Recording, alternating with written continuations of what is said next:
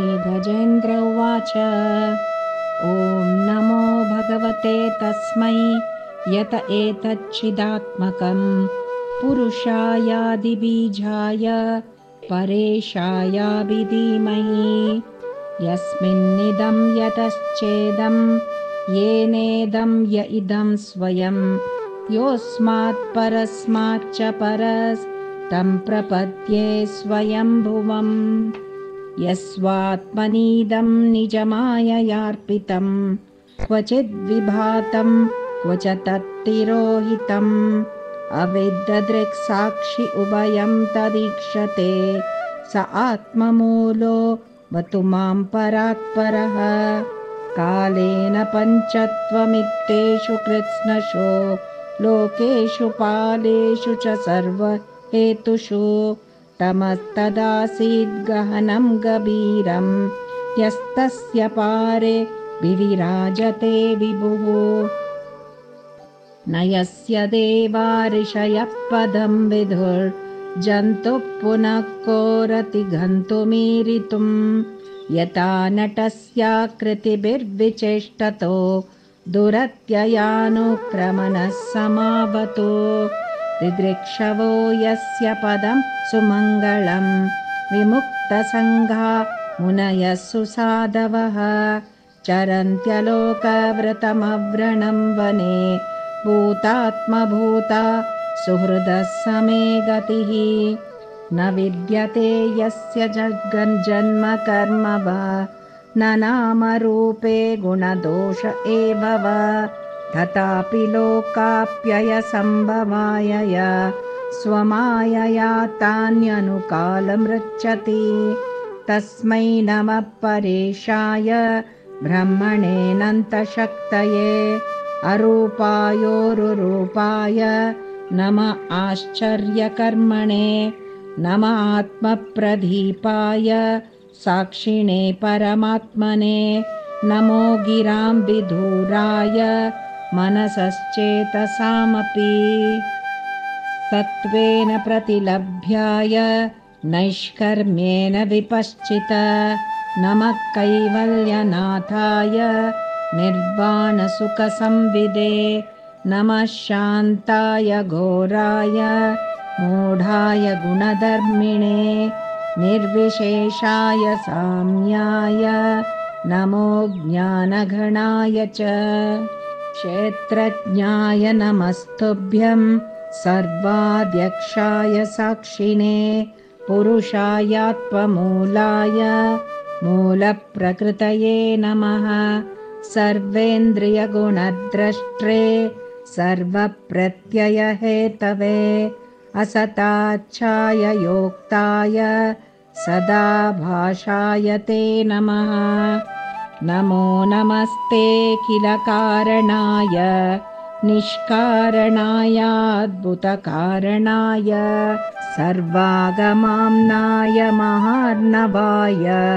नमोपवर्गाय परायणाय गुणारणिच्छन्नचिदुष्मपाय तत्क्षोभविस्फूर्जितमानसाय नैष्कर्म्यभावेन विवर्जितागम स्वयं प्रकाशाय नमस्करोमि मादृक्प्रपन्नपशुपाशविमोक्षणाय मुक्ताय भूरि करुणाय नमोलयाय स्वांसेन सर्वतनुभृन्मनसि प्रतीत प्रत्यग्दृशे भगवते बृहते नमस्ते आत्मात्मजाप्तगृहवित्तजनेषु शक्तैर्दुष्प्रापणाय गुणसङ्गविवर्जिताय मुक्तात्मभिः स्वहृदये परिभाविताय ज्ञानात्मने भगवते नम ईश्वराय यं धर्मकामार्थविमुक्तिकामा भजन्त इष्टां गतिमाप्नुवन्ति किं चाशिशोरात्यभिदेहमव्ययं करोतु मे दभ्रदयो विमोक्षणम् एकान्तिनो यस्य न काञ्चनार्थं वाञ्छन्ति यैवै भगवत्प्रपन्नाः अत्यद्भुतं तच्चरितं सुमङ्गलं गायन्त आनन्दसमुद्रमग्ना तमक्षरं ब्रह्म परं परेशम्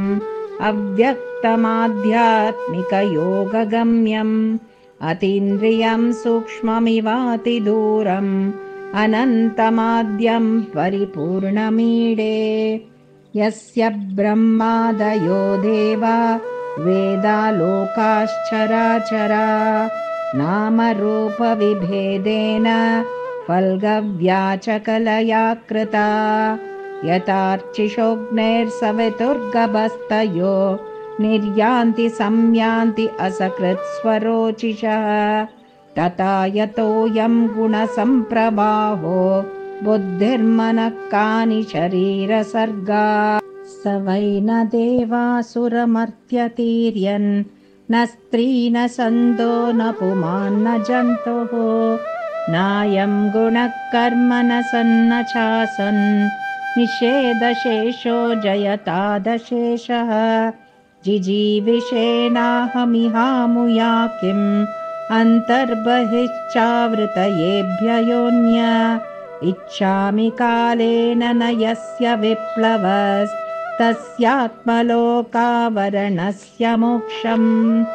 सोऽहं विश्वसृजं विश्वम् अविश्वं विश्ववेदसं विश्वात्मानमजं ब्रह्म प्रणतोऽस्मि परं पदं योगरन्दितकर्माणो हृदयोगविभाविते योगिनोऽयं प्रपश्यन्ति योगेशं तं नतोऽस्म्यहम् नमो नमस्तुभ्यमसह्यवेग शक्तित्रयायाखिलधिगुणाय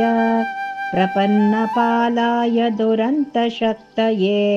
कदिन्द्रियाणामनवाप्यवर्त्मने नायं वेद स्वमात्मानं यच्चक्त्याहं धिया हतं तं दुरत्ययमाहात्म्यं भगवन्तमितोऽस्म्यहम् Hare